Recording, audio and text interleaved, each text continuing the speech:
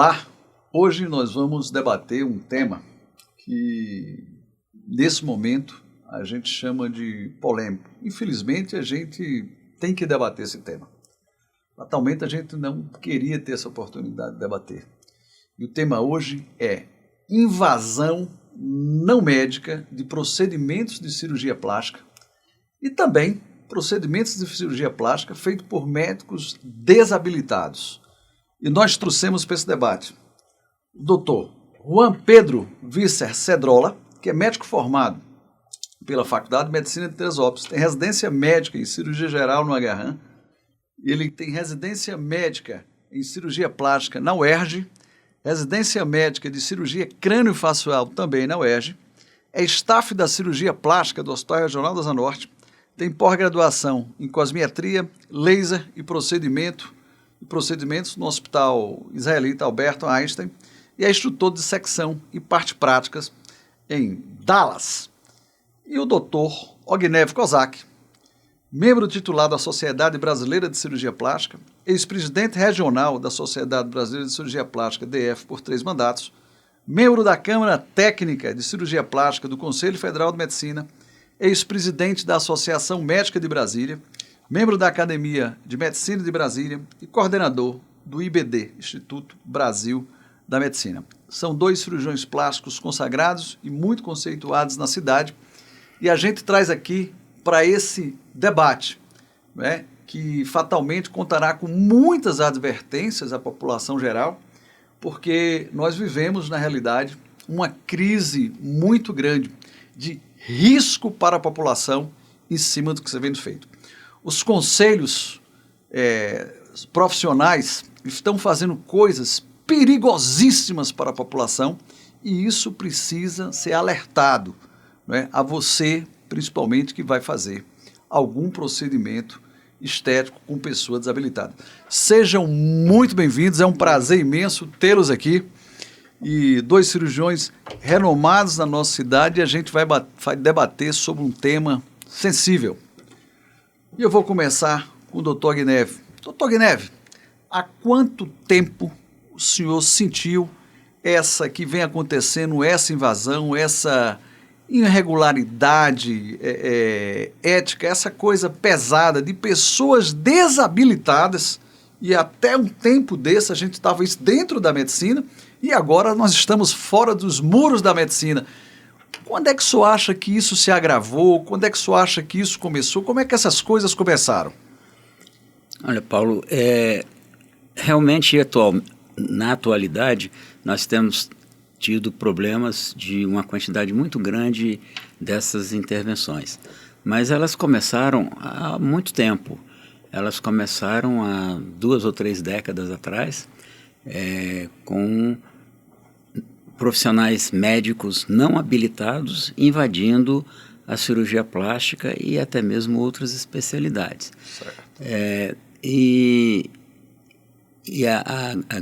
O grande problema não é o médico poder fazer qualquer coisa como interpretam alguns, de acordo com a lei lá de 1957, se não me engano. O Conselho Regional de Medicina e o Conselho Federal de Medicina, ele tem que registrar, o que a lei diz é que ele tem que registrar os diplomas de especialização médica para a fiscalização do exercício da medicina, das especialidades e das áreas de atuação. Mas o que a gente vê há muito tempo não é isso. O indivíduo acha que por ser médico ele pode fazer qualquer coisa e não é bem assim. Ele tem que conhecer as técnicas, ele tem que ter a habilitação legal, ele tem que saber tratar as complicações, porque o principal em tudo isso é a segurança do paciente, é a competência do médico para tratar aquele determinado paciente.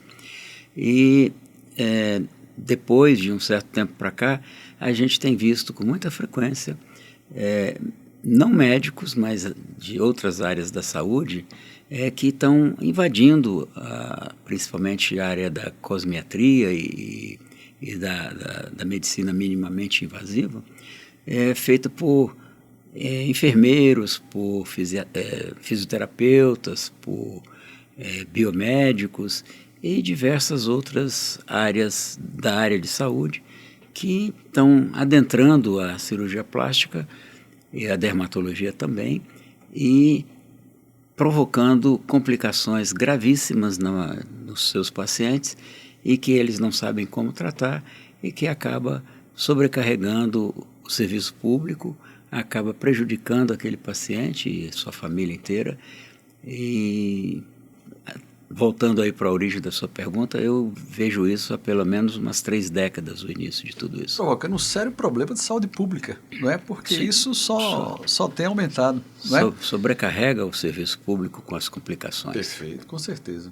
Doutor Juan, você que é staff do serviço de cirurgia plástica do Agarran, está diretamente ligado à residência, a um aparelho formador, deste profissional. Você tem visto com facilidade, com relativa frequência, as pessoas procurarem o serviço por problemas provocados principalmente por não médicos? Bem, antes de tudo agradecer a oportunidade de estar aqui, ainda mais do lado de um professor aqui como o Dr. Ogneve. E, bem, eu trabalho na linha de frente, na emergência do hospital do Agarran, e lá a gente, por ser porta aberta, acaba recebendo todo tipo de complicação, médica, não médica, e a gente percebe que, com o passar do tempo, assim como o Dr. Ogneve falou, isso foi aumentando em número quantitativo. A gente percebe também que o grau de invasão foi aumentando também, então cada vez mais são procedimentos mais invasivos. Começou por coisinhas mais leves e a coisa foi tomando maiores proporções. Exatamente. Por exemplo, hoje alguns profissionais se sentem habilitados a fazer, por exemplo, é só uma cirurgia de pálpebra. Mal sabe que é uma das cirurgias que, quando você tem uma complicação, das mais difíceis de resolver. Isso, e tá na cara, não tem jeito, né? Outra coisa que a gente percebe também pela própria cartilha do CFM, o CFM editou uma cartilha falando sobre esses procedimentos, essas questões de complicações. Lá consta uma estatística que chama muita atenção, que 42% são feitos por profissionais que não têm nenhuma formação em área da saúde. Então, assim, são curiosos mesmo. O indivíduo vai lá ver, não sei... Tem algumas pessoas que falam que depois do fenômeno da própria pandemia, onde a educação online progrediu, e aí as pessoas se sentem habilitadas. Ao assistir um vídeo, elas falam, não, isso aí eu faço. Então a gente percebeu que mudou também o perfil do paciente.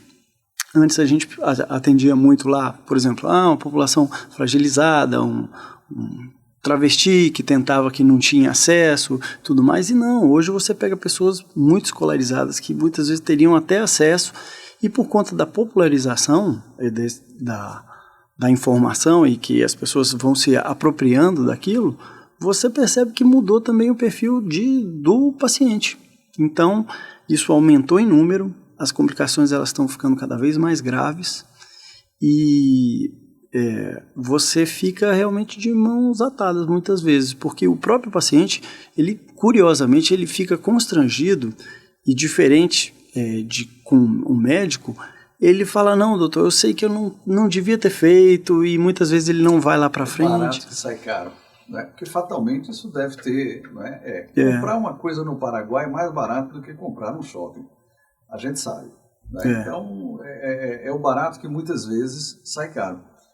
Doutor Ogneve, uma coisa que chama atenção, e a gente tem visto aí nas redes sociais, em larga monta, me parece que o MEC ele tem pós-graduação para tudo, ele autoriza qualquer pós-graduação. Eu nem sei as regras desse termo pós-graduação, mas o nome pós-graduação, qualquer coisa que venha depois da graduação é uma pós-graduação.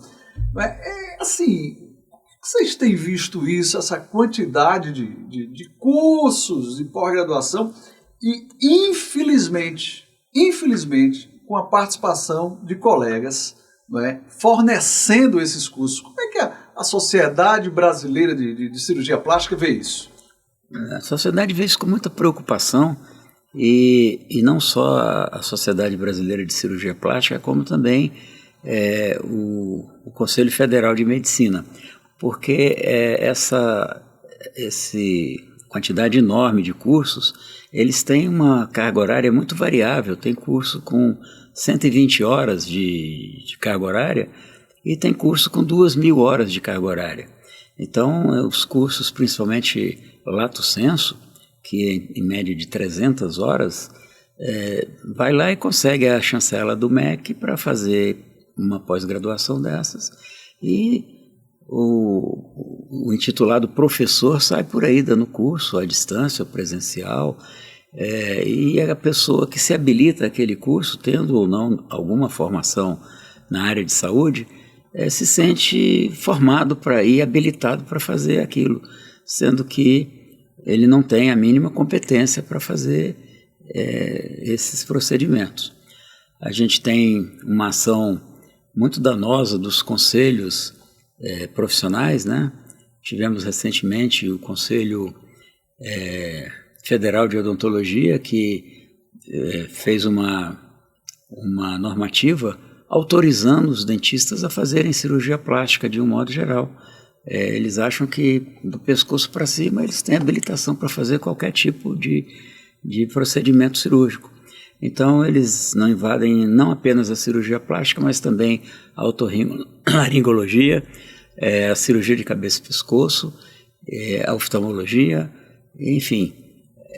Eles se acham habilitados. É claro que não são todos, felizmente, não são todos os profissionais que pensam assim, mas a grande maioria acha que está errado, acha que tem que haver uma formação direcionada para aquilo e que está dentro da área médica, mas tem alguns audaciosos aí que não tem limite para eles e eles vão, faz um cursinho desses, muita gente chama esses cursinhos de valita, né, curso valita, e se sentem habilitados a fazer e começam a fazer.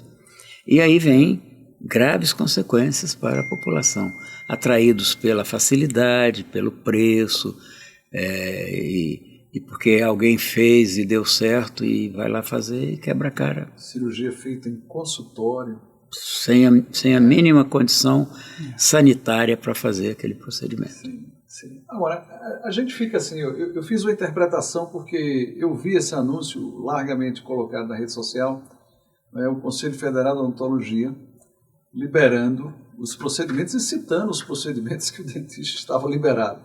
Ou seja, então para trás todo mundo estava irregular, não é? Já que ele liberou a partir daquela data e ainda coloca lá os pré-requisitos da habilitação. Então todos os dentistas que tinham feito aquilo para trás teriam que ser processados eticamente por ele mesmo que está liberando a partir daquela data. Não é? Essa brincadeira que está custando muito caro, não é? E cada vez mais os cirurgiões plásticos comentam isso, que estão tendo que fazer as reparações desses procedimentos realizados por dentistas, por biomédicos. Isso tem chamado a atenção, não é? E como é que vocês respondem a isso? Por exemplo, é comum o colega cirurgião plástico denunciar aquele procedimento ou ele, eu não vou perder tempo, eu vou ajudar o paciente? Como é que isso tem procedido? Doutor Juan, lá no Agarram, como é que tem procedido isso? Então, lá, como é um serviço de porta aberta, a gente acaba, e é um serviço grande, onde você tem vários profissionais, acaba que muitas vezes o paciente ele vira como se fosse da instituição. Então, ao ser institucionalizado, ele fica internado, e eu confesso para você que a grande maioria isso não é levado para frente, apesar de ter aquela recomendação do CFM, onde você tem que fazer a notificação, você tem que colher os dados, pegar a receita, fotografar e fazer. Eu confesso que Mas isso... talvez, doutor Guinev, seja a hora dessa atitude mudar, talvez seja a hora dos cirurgiões plásticos que estão fazendo essas revisões, que o paciente é muito danoso. Por mais que você tente resolver, tem problema que vai ficar insolúvel, porque, né, a coisa pode ter ficado tão dramática que se melhora, mas não vai ajeitar aquilo, né? Isso pode entrar como normativa, todos vocês passarem a fazer essas notificações? Pode, e está acontecendo um direcionamento para essa atitude. A recomendação da Sociedade Brasileira de Cirurgia Plástica é que, para atender um paciente desse, ele não pode negar o atendimento, mas para atender esse paciente é necessário que o paciente faça um boletim de ocorrência na delegacia para envolver aí uma atitude policial, porque o exercício ilegal da medicina é assunto policial. Então está tendo um estímulo para que isso seja feito, essas ocorrências sejam feitas, e o atendimento só será feito mediante a denúncia na polícia de um boletim de ocorrência circunstanciando o que foi feito para, com essa atitude, gerar o início de um processo policial e, com isso, inibir um pouco mais a ocorrência desses atos médicos realizados por não médicos ou mesmo por médicos não habilitados. E o incrível me parece que, quando eu conversava com vários colegas cirurgiões plásticos, eles sempre diziam que a face é um local muito delicado, ou seja, era uma das grandes dificuldades do cirurgião plástico, né, trabalhar a face, porque a face é o seu retrato, né, é aquilo que aparece para você, né? Às vezes a mama, a paciente consegue estender, uma abdominoplastia e tal, ela consegue, né, mas a face não tem como. Né? E me parece que esses erros hoje acontecem mais na face, é isso mesmo, mano? Olha, eu tenho aparecido de tudo, porque eu já vi falar que tem dentista que está fazendo bumbum, então fica difícil a gente... né? Prescrevendo hormônio também, muita gente... Então isso aí, a gente vê de tudo, mas em relação à cirurgia corporal, a aplicação agora, recentemente, foi proibido a aplicação de PMMA com essa finalidade, assim foi... Agora está bem claro que não é recomendado, né? Antes tinha algumas recomendações, ainda tem, mas são muito restritas. Agora, na face é isso. A gente tem visto um aumento. E são complicações, como você mesmo falou, difícil de esconder. Não é só dentista, né? O biomédico também parece que... O biomédico, tem enfermeiro fazendo, tem... Então, assim, o que é que eles começaram a fazer? Me parece que eles começaram de forma mais leve, fazendo umas coisas mais simples, umas suspensões aqui, né, outra ali, e a coisa foi aumentando. E eu tenho até visto, né, propaganda de rede social em que o camarada diz que a técnica é dele. Assim, imagina a loucura, né? Esse protocolo fulano de tal. Né? Como é que isso mais ou menos foi acontecendo? O que é que vocês viram a coisa acontecer? Uma coisa mais simples e a coisa foi progredindo naturalmente? Olha, a questão da cirurgia facial, principalmente na área estética, ela começou com pequenos procedimentos e depois foi aumentando a complexidade.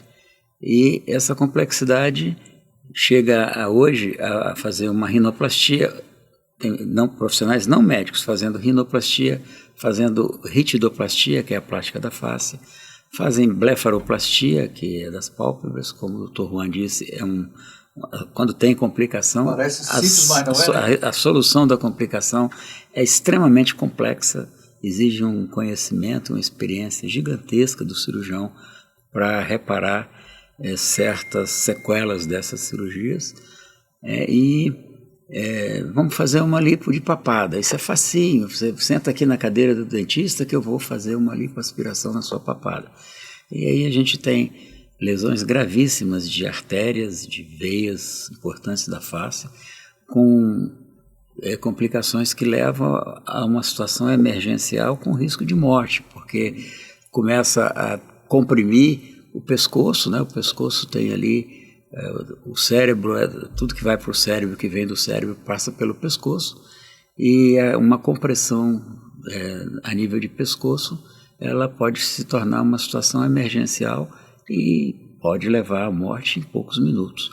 Então nós poderíamos dizer que a cirurgia plástica de face, ela não deve ser feita em ambiente como um consultório odontológico. Jamais, jamais. Ela tem que ser feita para nós cirurgiões plásticos, desde o início da formação das residências de cirurgia plástica, é orientado que tem que ser feita em ambiente hospitalar ou em clínica habilitada para aquele tipo de procedimento.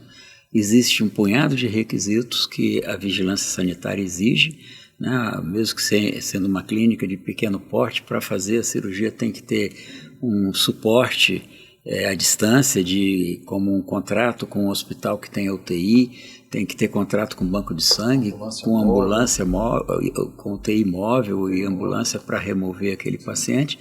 E existe diversas exigências, como o tamanho da sala de cirurgia, equipamentos que tem que ter lá de emergência, e não pode ser feito em qualquer lugar como vem acontecendo. Existe outro médico habilitado na sala, que é o anestesista. O anestesista está ali para dar suporte. Para prestar toda essa outra assistência, porque o que eu acredito, eles estão fazendo isso com anestesia local. Ele faz a limpa de papada com anestesia local? Com anestesia local no consultório do dentista. Isso é um risco gigantesco para a população. Que material vocês usam para fazer limpa de papada? Deve ter um material específico. Eles estão usando esse material lá ou eles inventaram alguma coisa diferente? Não, eles usam o mesmo material. O material mesmo. Porque ele é vendido aí pelo comércio para quem quiser comprar. Então não existe controle de venda. Então a pessoa compra um lipoaspirador, e tem também seringas que provocam o vácuo e cânulas apropriadas para seringas, que simplificam um pouco para procedimentos menores, mas isso não tira e nem dá autoridade para que esses profissionais façam esses procedimentos de maneira simplificada, porque quando vem a complicação, vem e ele tem que saber resolver o problema, e ele não sabe. E aí é que o bicho pega. Aí é que tá. Doutor Juan, lipo de papada tem dado problema, infelizmente, aí chegando para vocês resolverem. Qual é a coisa assim, mais comum que tem acontecido? Olha, como nós temos esses grupos de WhatsApp e existe uma comunicação nacional hoje em dia, isso você, como dizia, viraliza quando eles mostram essas complicações. Talvez a mais comum seja um hematoma. Como o Dr. Guiné falou, é uma região extremamente vascularizada. E o controle de um hematoma na face, mesmo em ambiente hospitalar ou numa clínica, a depender das proporções, ele já é um controle difícil, onde você tem um anestesista controlando a pressão. Imagina isso, um paciente nervoso numa cadeira ali, é uma situação que é muito complicada. Recentemente eu recebi um caso que me chamou muita atenção, porque veio uma paciente de fora, ela era do norte do país, e ela fez um procedimento, também em nível ambulatorial, uma lipoaspiração, e ela pegou uma micobactéria abscesso, extremamente agressiva. Eu acho que eu vi. Bem, eu sou pneumologista, né? Bacteriose não tuberculose para a gente é uma coisa de uma convivência não tão incomum. Entendi. Não é? O pulmão é um dos sítios principais das micobacterioses, de modo geral, inclusive as não tuberculosas. Mas eu vi na rede social, né, a dentista falando de micobacteriose, que é uma coisa que é um terror para a gente, mas falando numa naturalidade, porque a gente leu na IA, aí estava lá, colocando as coisas, e tal, isso aqui faz isso, todo mundo pode dizer o que for, né? E é um diagnóstico que muitas vezes ele é insidioso, ele é difícil você postergar a própria suspeita dele, né? Então foi uma paciente que ela teve que fazer 2 incisões grandes, eu tive que entrar na cirurgia com cabeça e pescoço, porque a lesão ela estava em cima da face da carótida.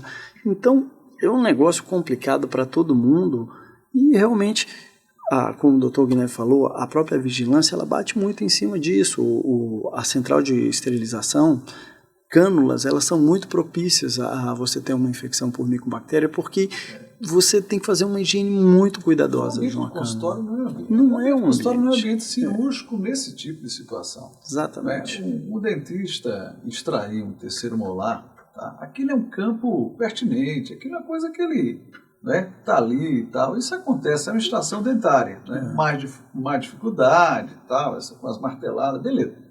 Mas, gente, a cirurgia de face, ela tem outra dimensão, outra dimensão. Isso é uma questão de responsabilidade mínima. E se a gente vivesse num país sério, isso jamais estaria acontecendo e a coisa parece que tem um efeito dominó. E os conselhos estão se alvorando aí a fazer cada vez mais, ou seja, a gente está tendo uma epidemia de invasão, tá certo? Que vai prejudicar muito o paciente. É muito importante você, paciente, observar esse tipo de situação. Nós estamos aqui com 2 cirurgiões renomados, de alto gabarito, tá certo? Fazendo um alerta para a população cuidado, muito cuidado, porque muitas vezes você está colocando a sua vida em jogo e não está tendo essa percepção. Esse é um barato que pode sair caro. Doutor Guineve, o senhor já teve a oportunidade de ver estragos tão grandes que a reparação ficou impossível? Já a gente depara com certas situações que a sequela não tem o que fazer para corrigir e voltar àquele estado de normalidade, porque falta pele, falta estruturas que foram destruídas pela infecção ou pela agressividade da cirurgia, né? A gente já viu necroses da face, que pega a hemiface inteira, de um lado ou dos dois lados, e aquilo ali, para ser reparado, é praticamente impossível sem ficar alguma sequela. Você melhora a condição do paciente. Você tem muitos recursos para fazer essa reparação. Mas tem um limite, porque tem situações que não tem como melhorar além de um determinado ponto. Então fica impossível de voltar ao estado de normalidade do paciente, muitas vezes funcionais, né? Destruição de pálpebra, de musculatura que fecha o olho, aí fica o olho sem fechar e aí traz problemas de úlcera recorrente de córnea, perde a córnea, perde a visão. A gente já viu também problemas no lábio, necrose de ponta de nariz por infiltração de preenchimento no sulco, né, onde o profissional vai lá e injeta, seja lá qual produto for, gordura do próprio paciente, o ácido hialurônico, e aquele produto é injetado dentro de uma artéria que tem um raminho que vai lá na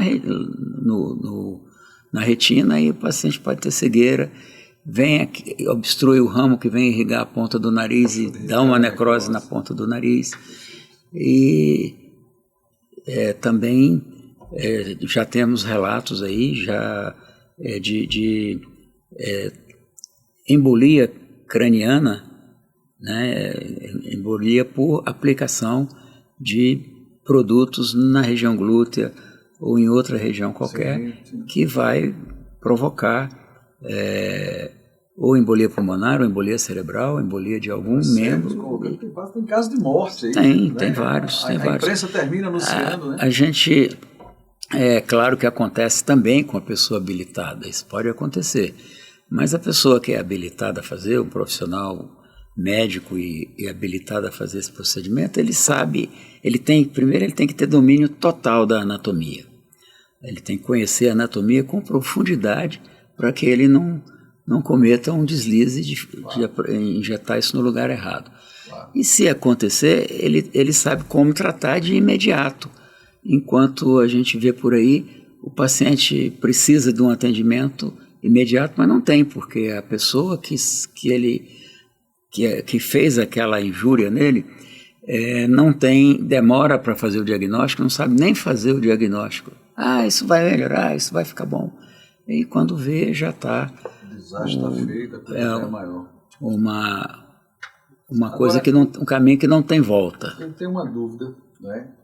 Porque isso tem aparecido muito nas redes sociais, falando em questões técnicas, né? E sempre usa a palavra DIP, eu já fico né? Os cabelos em pé ali com o DIP, né?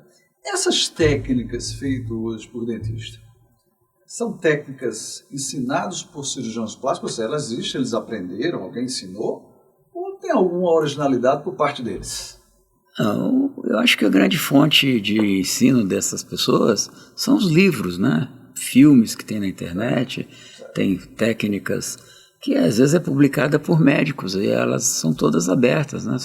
Você entra numa pesquisa desses sites aí de revistas renomadas de cirurgia plástica, quase todo mundo tem acesso a essas revistas, lê aquele trabalho e se alvoroça a fazer.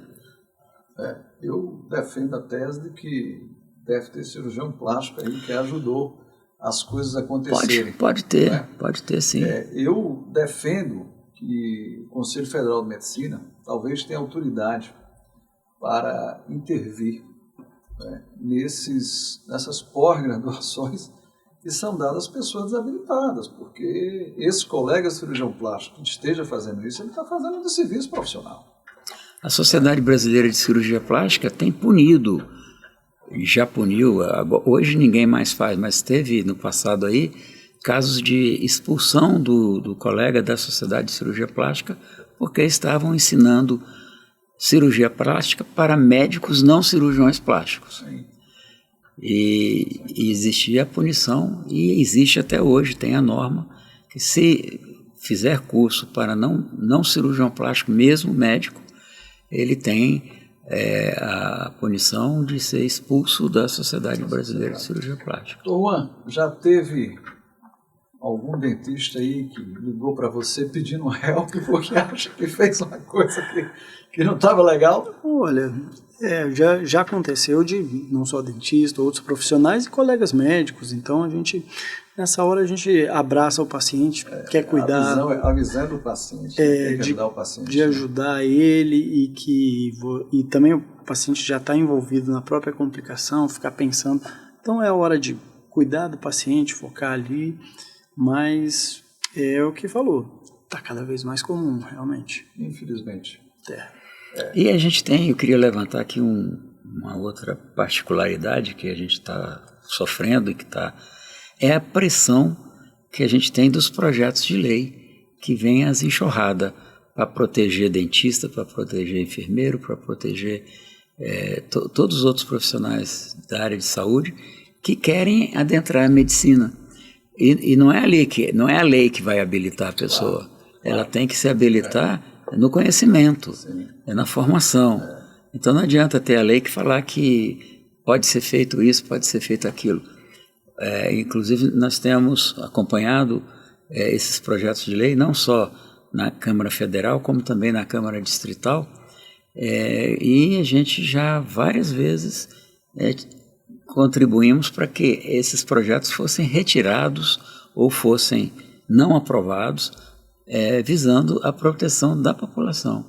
Porque se deixar, o projeto de lei passa e aí a pessoa fica habilitada sem ter o mínimo conhecimento. Ah, não, eu sou dentista, eu posso fazer porque a lei diz que eu posso fazer.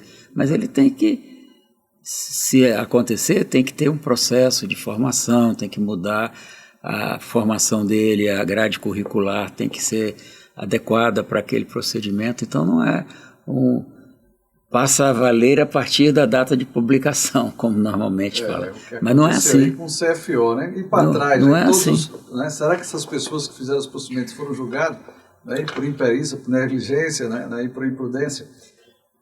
Tem uma coisa que chama atenção, é que cada vez mais a gente sofre vários tipos de invasão.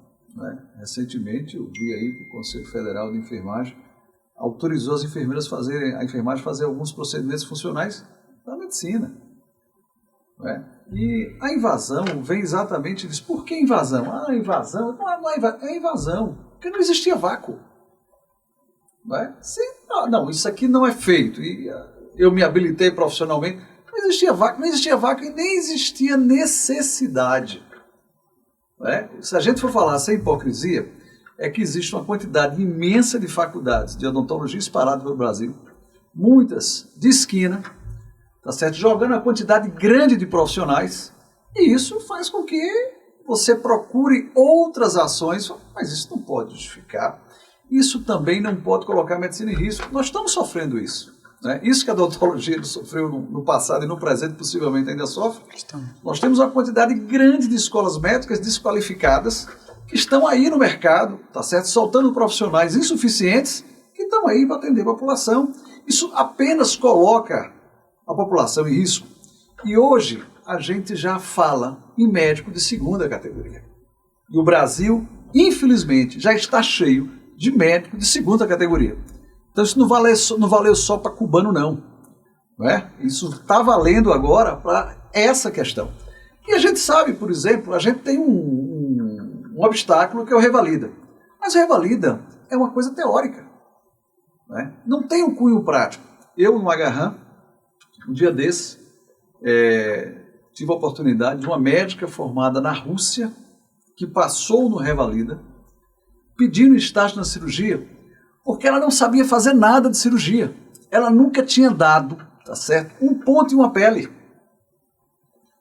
Olha a que ponto. E deve existir várias pessoas semelhantes a essa situação.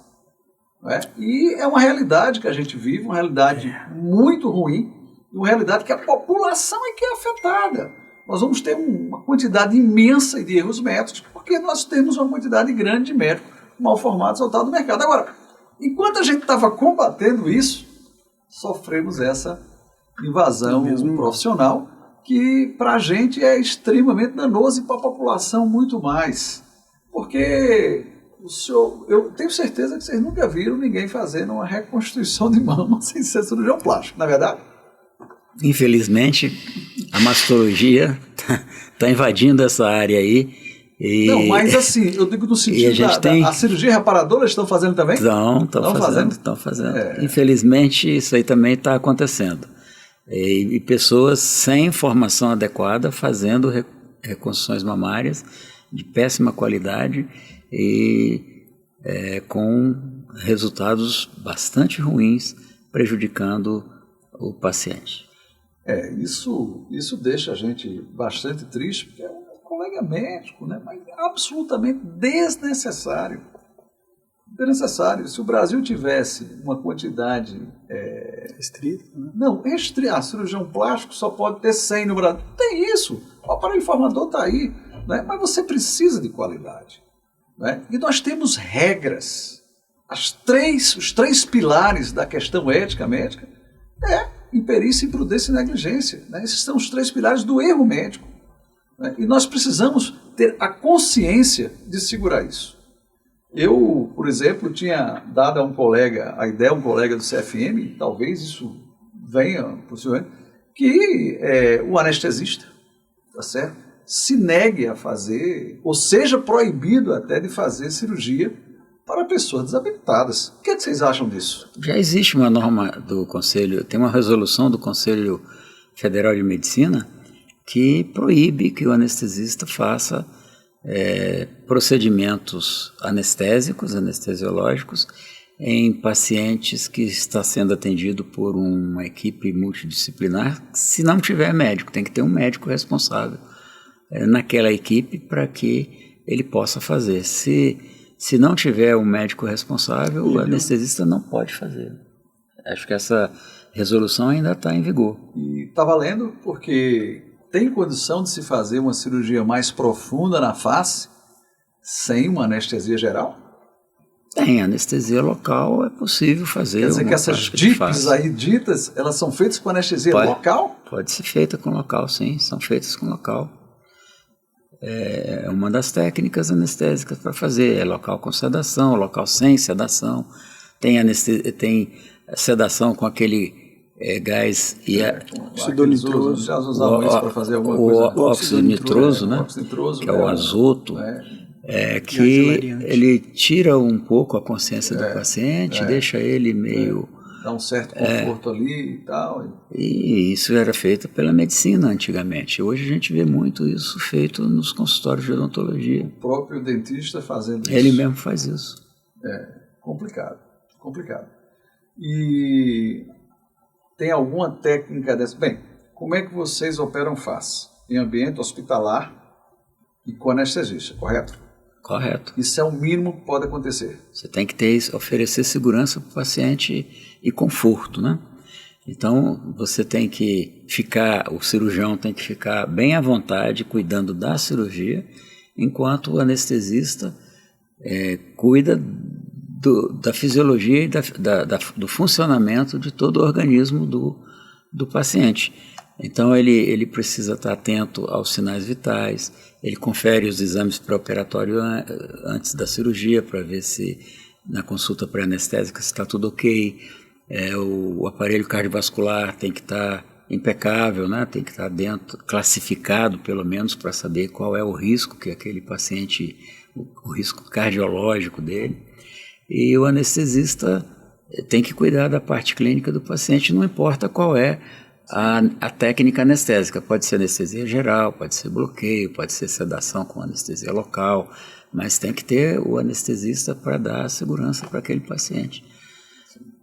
Não é, doutor Juan? É verdade, o anestesista é o intensivista do ato cirúrgico e sem ele... É o grande responsável pela vitalidade do paciente durante o procedimento, né? E ainda tem o seguinte, né? E tem o pós-procedimento imediato, que é ele o responsável principal. Até o paciente acordar, a recuperação pós-anestésica é importantíssima, né? Faz toda a diferença. Eu acho que hoje aqui a gente contribuiu, tá, para que fique esse alerta, essa era a grande questão, né? E nós estamos já com o tempo, a gente vai discutindo, o tempo passa rápido, né? Nós trouxemos 2 cirurgiões plásticos gabaritados, reconhecidos profissionalmente na nossa capital, e eu gostaria das orientações finais, né, que deve ser dado principalmente a quem pretende fazer algum procedimento da forma mais barata, digamos assim. Doutor Guineve, suas considerações nesse aspecto? Eu diria para a população que ao se fazer um procedimento de cirurgia plástica, que procure um profissional habilitado.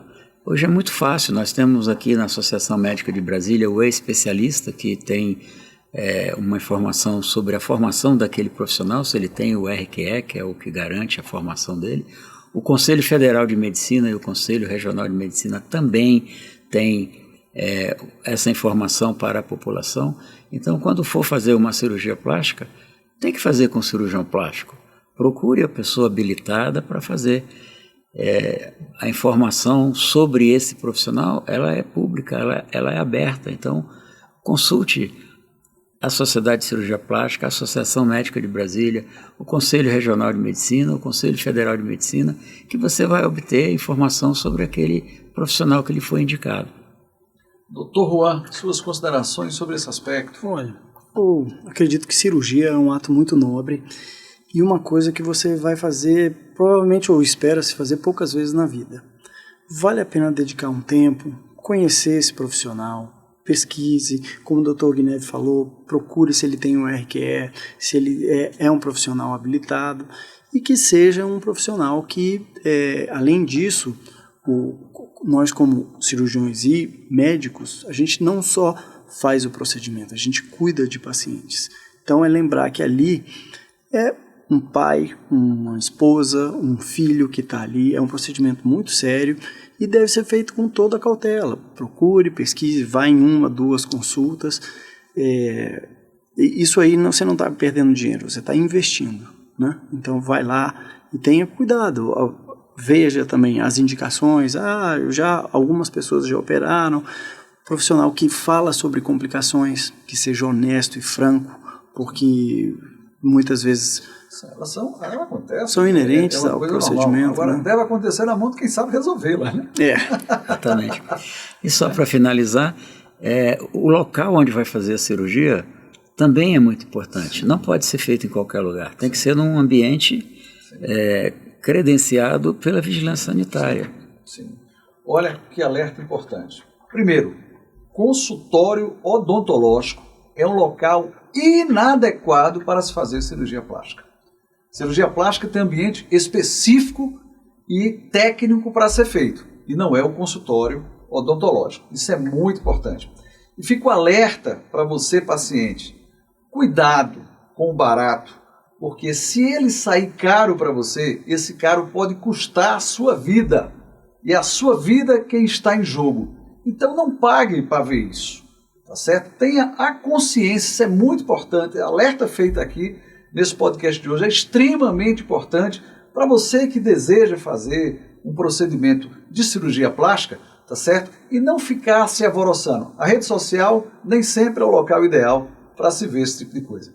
A gente fica por aqui, esse alerta está dado e a gente espera que repercuta positivamente para que a população, tá, não tenha esse dissabor de ter o seu rosto aí com um resultado ruim, muitas vezes de forma irreversível, tá certo? Ou mesmo você colocando a sua vida em risco. Obrigado a vocês e aproveita esse podcast porque ficou maravilhoso.